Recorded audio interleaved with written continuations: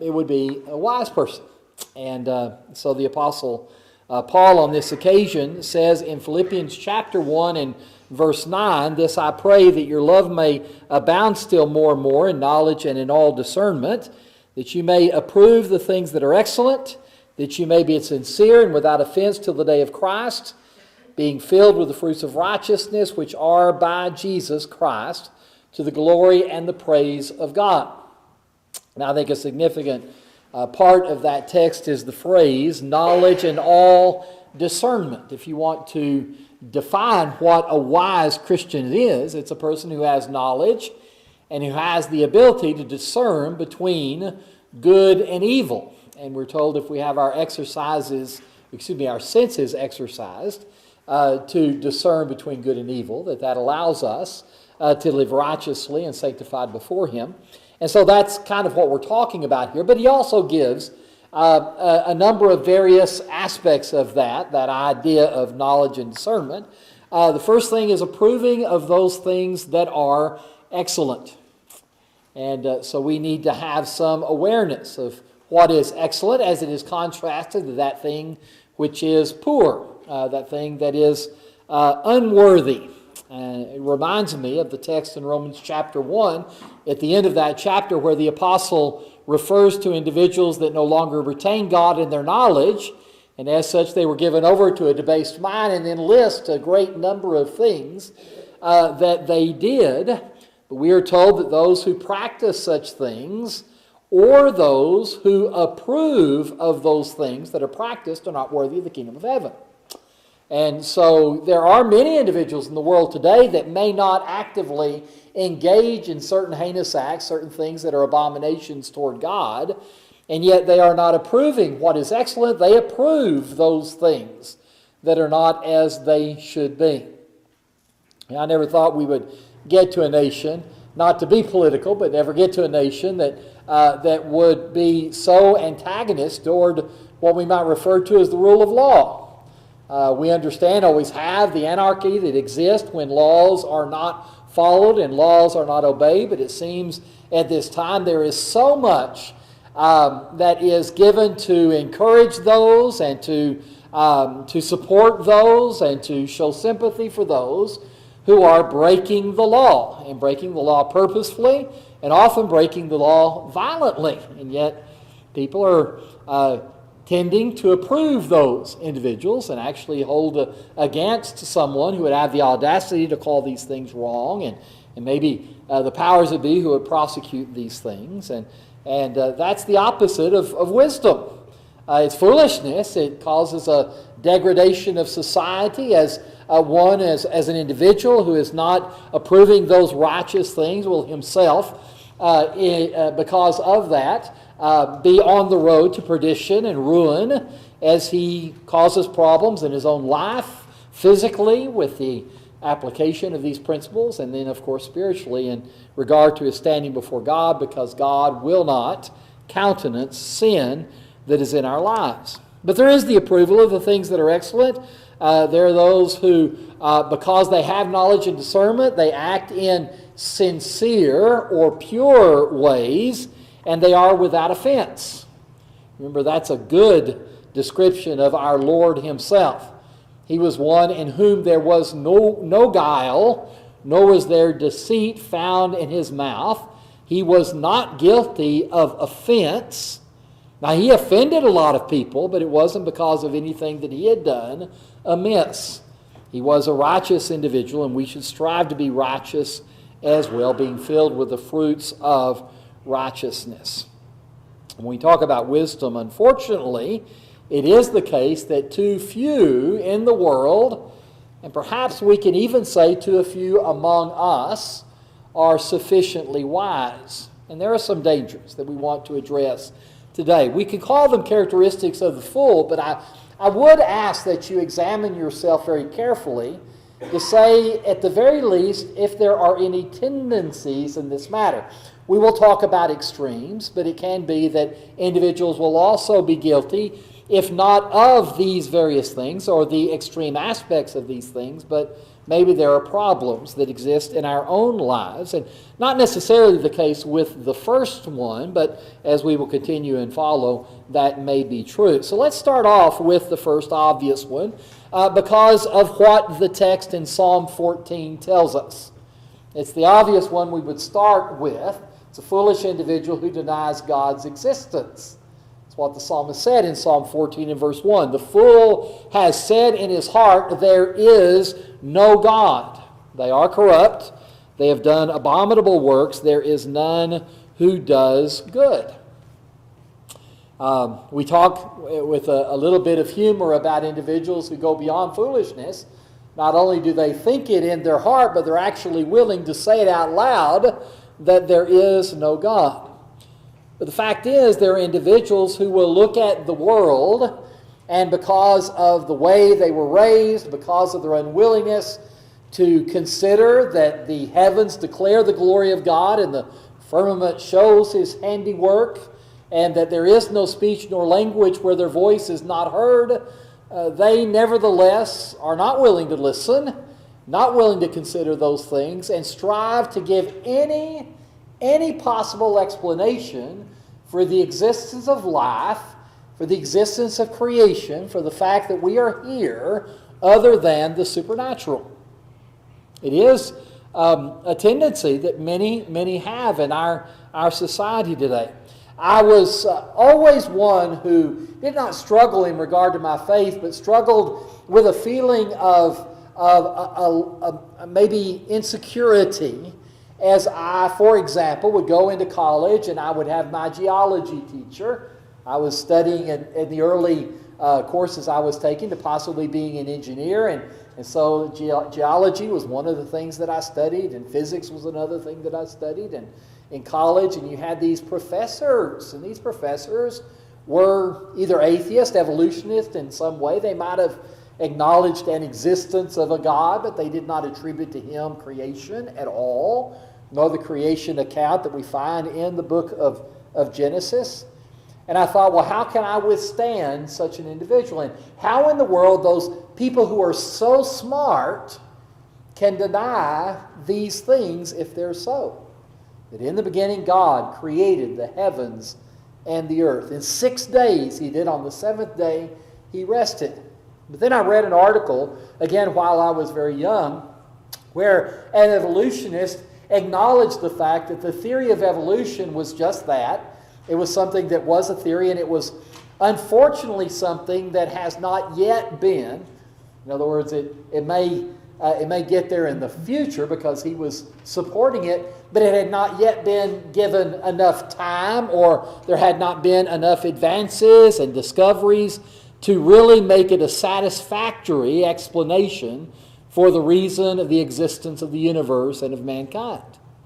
So there's just not enough, really. We're looking for more, and we're coming up empty in certain areas. And he said, but I want you to understand something, that evolution is the only workable hypothesis or workable theory that we have with regard to the existence of the world, except for God, and we can't accept that. In other words, he just wasn't even willing to consider it because it was the supernatural. It was above and beyond the natural. He, as a scientist, he could limit himself only to the natural. And so if indeed God did it, it couldn't be something that he could acknowledge or study because that's outside the realm of his expertise. He could only come to some physical explanation of why the earth existed. And I thought, well, that's a bias that an awful lot of people truly have. It's not so much that they seek to disprove the creation of the world by a supernatural first cause, a divine intelligence that is described in the Old Testament scriptures as Jehovah God. It's simply it doesn't fit their framework, and so they out of hand reject it and look for any other explanation. Evolution is not a great explanation, but it's the best we got. And we can't accept the only other one that people posit because we're scientists. And so I felt a little bit better about my faith as time went on, because I understood that just as I have a preconception My preconception is, in the beginning, God. And it makes sense to me, and I think there is abundant evidence to establish the truth of that. But I know that as time has gone on, that many have rejected the knowledge of God, despised the knowledge of God, and their point of view is colored in every sense, in every way, by the fact that God cannot be the first cause in their mind, because that's above and beyond the natural. And so you have individuals that think that. Well, consider this in Romans chapter 1. We're told in verse 18 of the text, the wrath of God is revealed from heaven against all ungodliness and unrighteousness of men who suppress the truth in unrighteousness. We see that today, do we not? And there has been that degradation of our society. I used to love a preacher friend of mine when I was a young preacher, because he always came up with the phrase, the muck and mire of sin and degradation. I thought, boy, that played off the tongue. But you do realize that our society is digressing. Our society is going into ruin, to perdition. I don't know how much longer it will last. But the rejection of the Christian principles and the existence of God, the knowledge of His existence, the willingness to heed these things, makes a nation more and more unrighteous. It is because the truth is suppressed. What may be made known of God, we are told by the Apostle Paul, is manifest even in them. God has shown it to them. Since the creation of the world, His invisible attributes are clearly seen, His eternal power and His Godhead, so that they are without excuse. But although they knew God, they didn't glorify Him as God, nor were they thankful, but became futile in their thoughts. And because of this, their foolish hearts were darkened. You see, Paul uses the same phrase there. The fool is said in his heart. The fool is the one who is foolish. His heart has been darkened. His understanding is not what it could be, because he denies the existence of God. That's a characteristic of a foolish individual.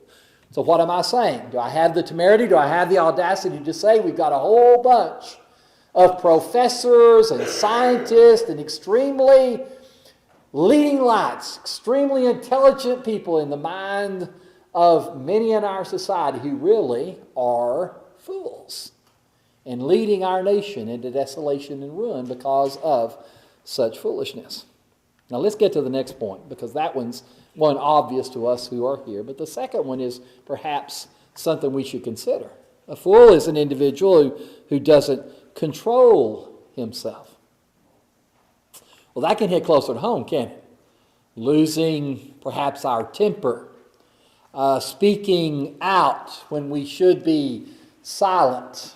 Perhaps it may be that there is a lust of the heart, a lust of the eye, a lust of the flesh, those kinds of things that might be difficult for us to control. In fact, in the book of James, there is that reference how the tongue is a raging fire within us. It is a world of iniquity. It is one that cannot be tamed, and it is very difficult for us to control. We're told in Proverbs chapter 19, in verse 1, there will be many verses from Proverbs that we'll have here.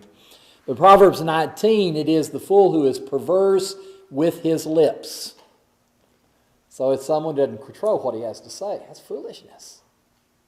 You know, there are times when each of us are beaten down. There are times when we receive from others something that is unkind, untoward, something that is not as it should be, and there is always that desire that we might have initially to respond either in kind or to respond to them with anger because we have been provoked, rancor in our heart, and that's perversity, and that is something that is unwise. We're told you're better if you're poor, but you walk in integrity, than you be perverse in your lips, because that person is a fool. Proverbs 12 and verse 16, we are told that a fool's wrath is known at once, but a prudent man covers shame. So how can you know a person is angry? Because it tells you right away. He gets mad and he speaks up. You know, we have all of those common phrases. The one that's most commonly said is, if someone speaks and it angers you, count to 10 before you speak in return. And you know as well as I do, the 10's often not enough. And maybe we need to count a little bit slower, or maybe count to a higher number before we ever speak, because it is a foolish thing to respond when you are angry. But a fool, he just doesn't consider that, and because of that, he often shames himself. We're told in Proverbs chapter 7, the wise man said, "Listen to me, my children. Pay attention to the words of my mouth." And so this is wisdom personified here. Let's listen to wisdom. Don't let your heart turn aside. Do not stray into her paths, having reference to one who is unrighteous, because she has cast down many wounded, and all who were slain by her were strong men. You think about that, foolishness and an ability to control yourself. There are so many in the world today. In fact, power, I think, has a tendency to that, doesn't it? How many powerful people have you come across who are parts of unseemly activities, whether it be sexual immorality and affairs and promiscuity, or whether it be the abuse of power, and how rich people will end up cheating their taxes or cheating the stock market, or power and position and honor and all these things that men ascribe to it. And that's what it's saying here. This is the woman, the immoral woman, and she seeks to seduce, and we are told that those who were slain by her, brought down by her, were strong. So strength is not the matter. It is the ability to control yourself that's under consideration in this matter. And so that is a foolish person who doesn't control himself. Temperance, self-control, that is something that we all should keep in mind is important for us as Christians in every manner of our life. The third point, ignoring the danger of sin. Young people, I want you to think about this. It is important to know this with regard to those that you keep company with, your friends.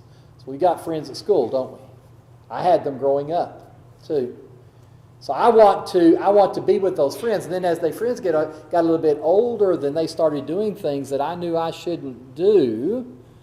And yet I still wanted to be with those friends. I wanted to be accepted by those friends. I wanted to be liked by those friends. And so is there not, when that happens, a temptation that, okay, this is something I know I'm not supposed to do, but I'm going to do it anyway. I know this is going to be disappointing to my parents. I may actually get into trouble for what I'm doing with my parents. Or maybe you have the spiritual maturity to say, I know that God would not approve of this. And yet, that peer pressure of your friends tell you, come on, do this. Take part in this with us is a very difficult thing to fight against. And so we have a tendency to rationalize. We say, okay, it's not that big a deal. It's not going to hurt me this particular time. If I don't do it often, or I'm not caught, or I don't go too far, I'm going to be okay. But we are told that evil companions corrupt good morals. What that means is if you have friends who are doing things that are wrong, then you need to get away from those friends. That's something that God expects of you. You find some friends that are going to help you be righteous and live the way you're supposed to live instead of ways in which you ought not. But there are too many who ignore that danger. It doesn't happen just to young people. It happens to all of us, or can happen to all of us. Ignoring the danger of sin, it's not going to get me. I'm going to be okay. I can handle it. Or this is not a big deal, or I'll do it right the next time, but this time I want to do what I want to do. And it happens with all the sins that we do, but we're told to do evil. The foolish person, he considers it sport. Oh, wow. Oh, that brings it home, doesn't it? I want you to think about that. We have, and Josh and I both do this some, and maybe some others do. You got your interest in YouTube and that kind of stuff. Well, ours is golf. Golf is kind of big on YouTube right now. So they've got what are called golf influencers, and they'll basically they play golf and you watch them play golf. But they banter and they talk and they joke and those kinds of things. Well, a couple of the ones I've come across, they also seek sponsorships so they can make some money for their YouTube channel. And one of the sponsorships is a betting app. And the amazing thing to me, not only can you put bets are becoming legal. Gambling is legal in our society today in many situations, many circumstances, so you can actually wager on the outcome of games and who's going to win a golf tournament and just about anything you want to wager on. But now there's a new app out there, and it's basically day trading by betting. You know, day trading is kind of problematic because things go up and down during the day, and if you sell when they're up and you buy when they're down and you make trades all day long, then maybe you'll make some money, but there are an awful lot of people that say, oh, I can do this, and then they lose their shirt because of it, trying to day trade. Well, now you can day trade with sporting betting. You can do that. So you're in the middle of a game, and Dallas has been losing, but all of a sudden Dallas scores a touchdown. And so before the thing spikes up, you set a bet that Dallas is going to win.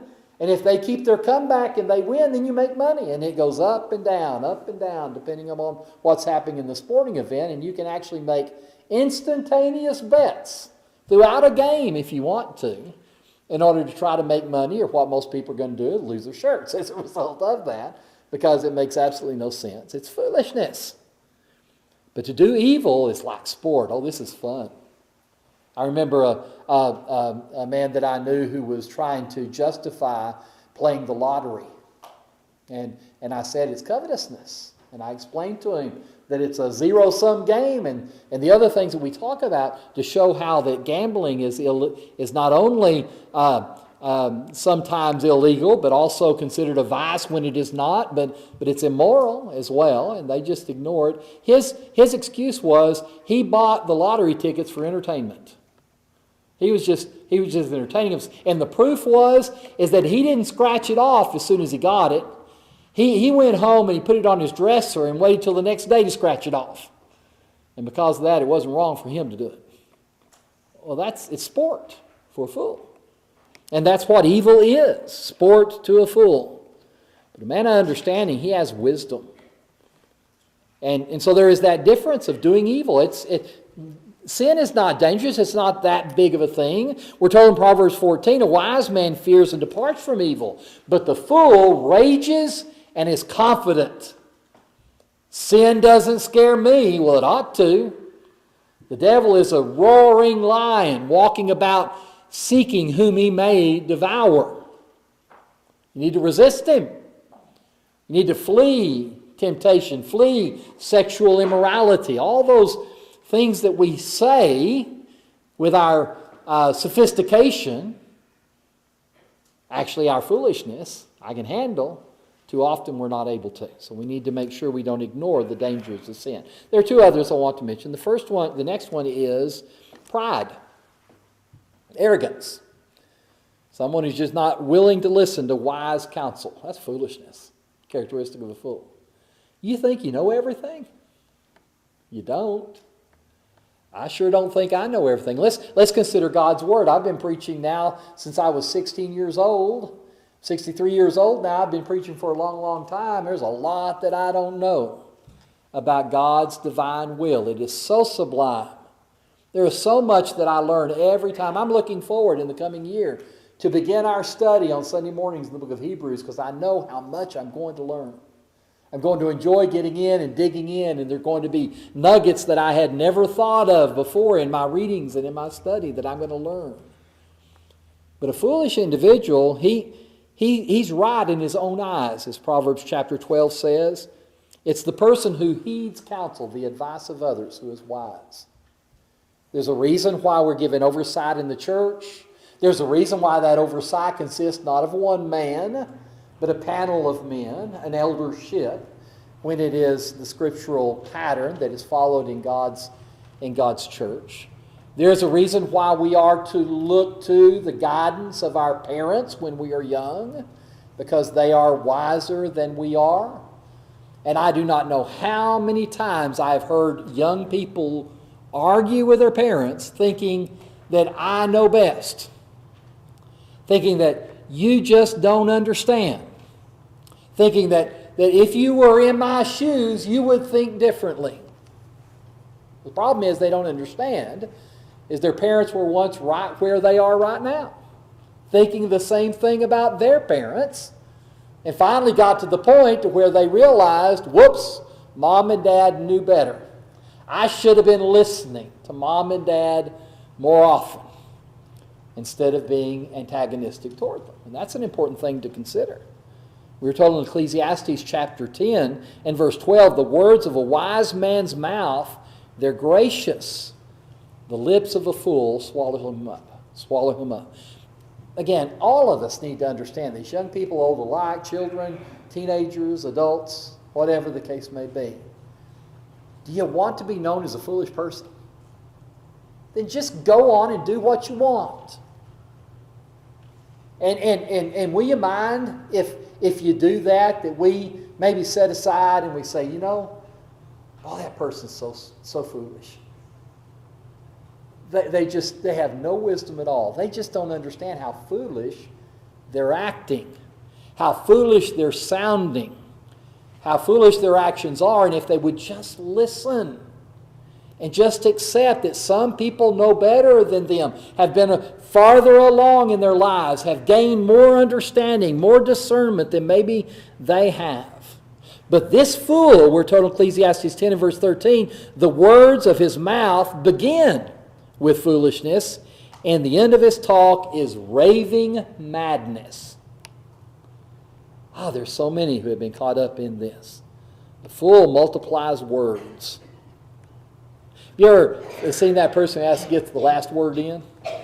It's a kind of an interesting thing in our culture that happens so often, because you have a discussion that's ongoing, and instead of listening, considering, applying as needed, instead what they're doing is immediately wanting to say what they want to say, and not listen to you, but they want you to listen to them.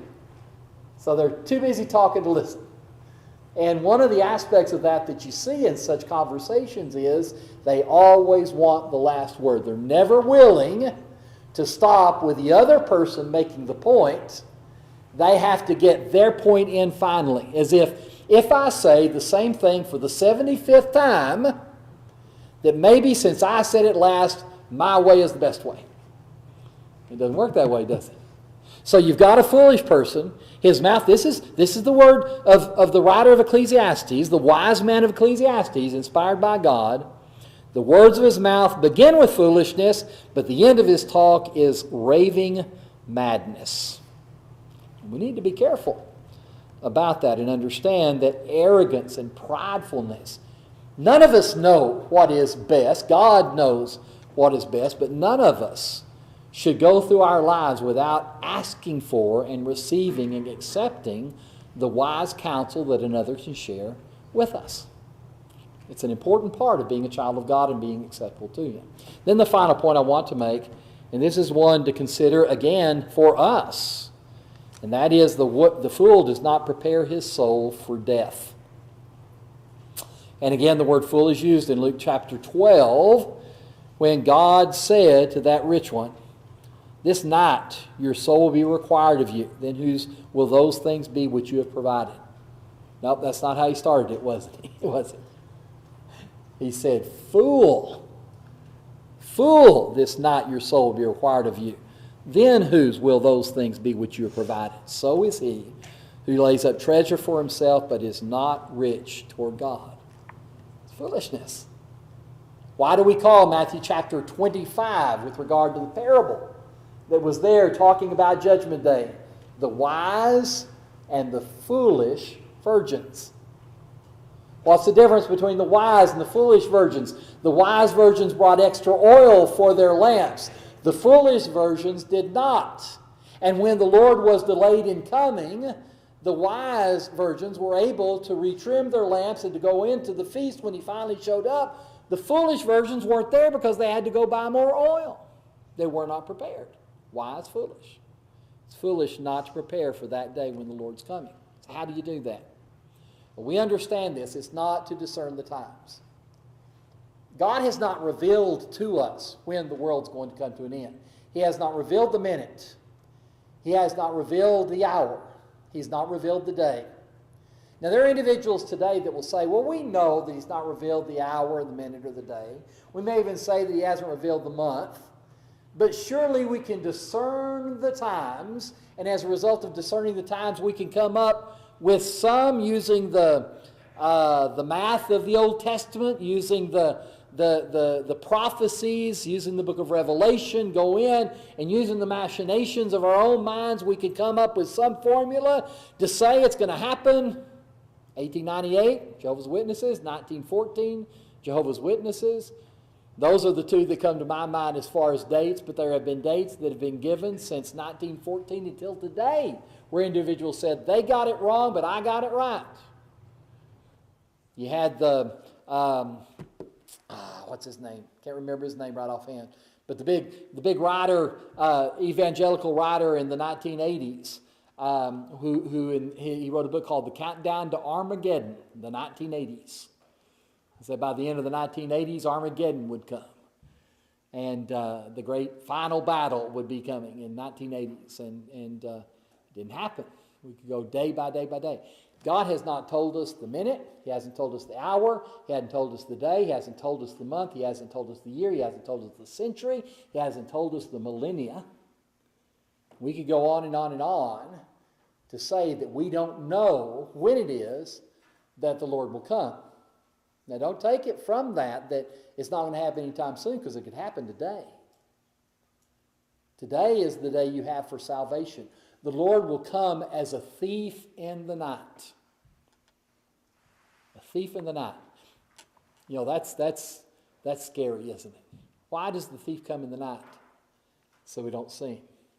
He comes in the dark, under the cover of darkness, and breaks into our home when no one is around. Everyone is either asleep and the neighborhood is not watching, and they break in to steal what they can steal. Maybe when he's not there.